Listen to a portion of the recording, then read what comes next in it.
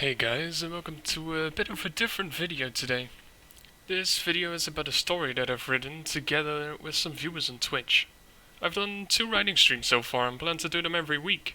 Or once a week at least. The writing streams are scheduled to be on Friday, 8 PM GMT plus 1, which is about 12 AM, so noonish Pacific Standard Time, and it should be around midnight for the interested Asian viewers. If you're unable to make these streams though, if they do not continue on Friday, they will most likely be moved to the same time on Saturday. Updates will be on Discord, Twitter, or on the live streams in general if you ask about it, etc, etc, so you will not have to miss any of it if you are interested.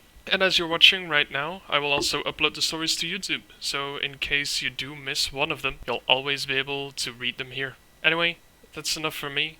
It's time to let the story begin. The unknown road. Birds can be heard chirping outside. A lawnmower starts in the distance. The perfect time to wake up. Right at this moment, a man rises from his bed, looking dazed at the sunlight breaching through his curtains. The man slowly gets out of his bed, leaving it a mess. He looks around once to see if anything changed since he went to sleep. As always, however, everything stayed the same. Nothing ever changed. The same clothes laid on the same chair. The same door was open the same amount. It is all the same, it never changed. He sighs as he starts putting on the clothes that laid on his chair. Squeaks are heard as he walks downstairs towards the kitchen. He looks at the clock, it says 8:27 AM. As usual, he thinks to himself. He goes over to the refrigerator and opens the door. An empty void awaited him, followed by a sigh of the man. Time to go to the store, I guess, he mumbles to himself. He grabs a backpack, puts on hiking boots, grabs his keys and locks the door behind him. As he stands in front of his door, he takes a deep breath, taking in as much fresh air as he can. He looks down the street. The lawnmower has stopped making noise, the birds have stopped chirping, and there is no one else yet outside. Perfect, he thinks to himself, no distractions along the way. A slight breeze brushes his face as he walks towards the store. It's actually quite nice outside, he notices. He starts to look around more as he gets closer to his destination.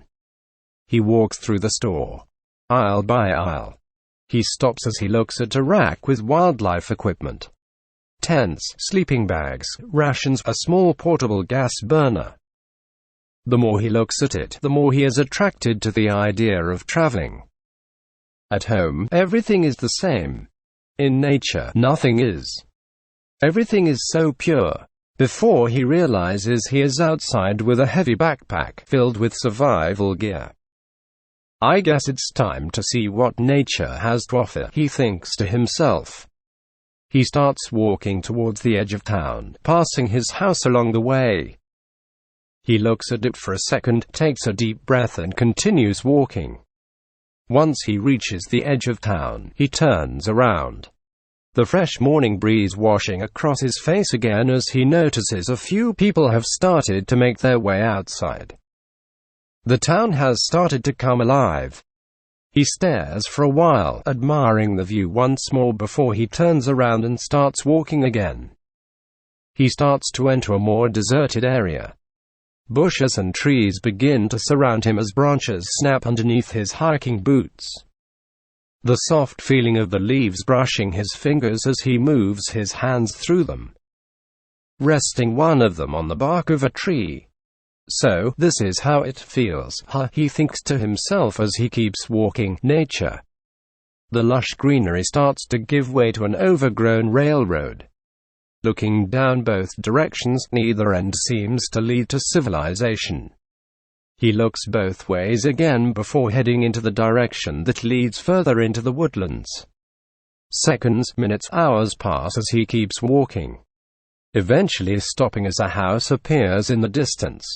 No one would have expected a house to be right next to this railroad. No one would even know that this railroad exists. Why would there be a house right here, he thinks to himself. Nonetheless, the negative feeling he felt about the house, as it reminded him of his own, he decides to get closer. More of the house became apparent with every step taken. It seemed abandoned and overgrown, much like the railroad that led him there. The door squeaked open as his hand pushed gently against it. "It's open," he says slightly hesitantly. An empty hallway greets his gaze as he looks around the door. He looks around behind him and along the railroad to see if no one is around. After not seeing any movement apart from his own, he decides to go inside. Once inside, his eyes start to wander around. Old faded picture frames hang on the wall. The wooden doors laying flat on the floor as they have rotten out of their hinges. Footsteps echoing through the empty hallway as he continues to walk further inside. His head and eyes looking around frantically as he is on edge, as he has never been in this kind of situation before. Confused by the sound of his own footsteps moving across an old wooden floor. The first two rooms are empty, no sign of previous life. However, the kitchen, where his journey started in his own house, seemed to be heavily used before. Open cabinets, a few doors hanging as they are only supported by one hinge. An old rusty oven. A broken stove. It fascinated him to see the state of the building and its furnishing. It must have been deserted decades ago, but the building was still standing strong. No matter how corroded the inside looked, the outside was holding up much better. His eyes scan the area, ending up at a picture of a family. After picking it up, he looks at the back to see if there is any information about it. However, nothing can be found. He puts the picture back and continues to look around. He enters what seems like the living room. Sitting down in one of the chairs, looking outside through a broken window. "I never thought I would be in this kind of situation. Wandering between trees and bushes. Entering an abandoned house. Trying to make sense of what happened in here. Fascinating," he says. The sun starts setting as he looks out of the window. His stomach starting to rumble as he looks at his phone. 4:45 p.m. He gets up from the chair and walks back over to the kitchen. There is no use in trying the furnace or any of the other utensils. "Wait a second," he thinks to himself. He takes off his backpack and puts it on the table in front of him. He starts to unpack it and sets down the portable gas burner and a pack of survival food. "This can't be that difficult," he says as he looks at the burner. "I have lit many stoves and barbecues in my lifetime." He pours some water in the small pot that came with the burner and starts to light it. After a few tries and fumbling around with the burner, he gets it to work and starts to heat up the water. He grabs an apple from his backpack together with one of the survival food packs. Mashed potatoes and minced beef. "That does not sound bad at all," he says. After pouring the boiled water in the package and mixing the food with it, he sits down and starts to eat. As he keeps mixing the food while eating, he keeps looking around. Fascinated by the sight of the abandoned building that is in the middle of the woodlands just outside of his hometown. He starts to clean up after finishing his meal. Putting everything back in his backpack. He throws it over his shoulder and starts walking back towards the front door. Before he reaches the door, however, a set of stairs appear in the corner of his eyes. Another floor, he thinks to himself as he walks over to it. "Well, we are here anyway, right?" he says to himself as he places one of his feet on the first step. It squeaks and cracks a little as more weight is resting on it. He frantically looks around as he is staggered by this sound. "Did anyone hear that?" he thinks to himself. A few seconds go by. No movement can be seen. See, nothing happened. Why am I so tense? "I know there is no one here," he mumbles a little anxiously. He slowly walks up the stairs, looking around every few steps before finally arriving at the top. A few more rooms emerge from the unknown. He looks around to see two doors slightly cracked open.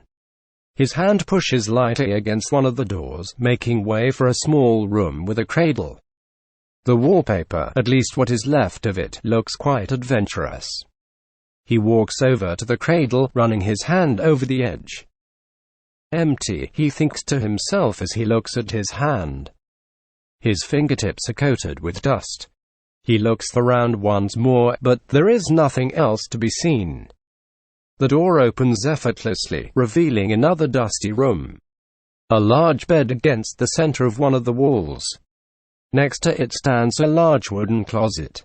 He walks over to it and opens one of the doors. To his surprise, there are still pieces of clothing in it. He grabs a few of them and wipes some of the dust off it. It still looks new, he thinks to himself, the same. He slowly moves his head to look around the room again. His eyes catch a clock. However, it is not ticking away time anymore. It is broken. That never moves, it's all the same, he mumbles again. His eyes widen slightly as he looks out of the window. It's all the same, he says as he notices the view of the abandoned railroad. All of this has been here for decades. The door closes behind him.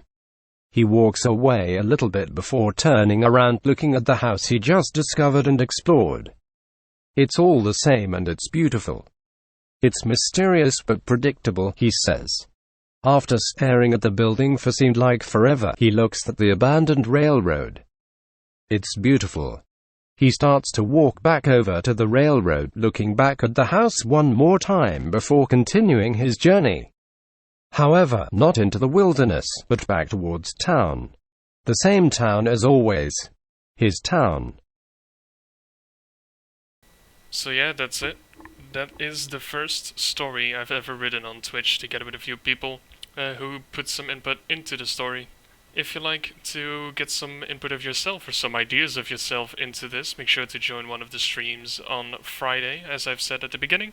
Also, if you did enjoy this story, make sure to hit that like button and subscribe to the channel, because there are more to be put onto this channel as time continues. And yeah, like I said, it was a lot of fun. I hope you enjoyed it too, and I hope to see you in the next one.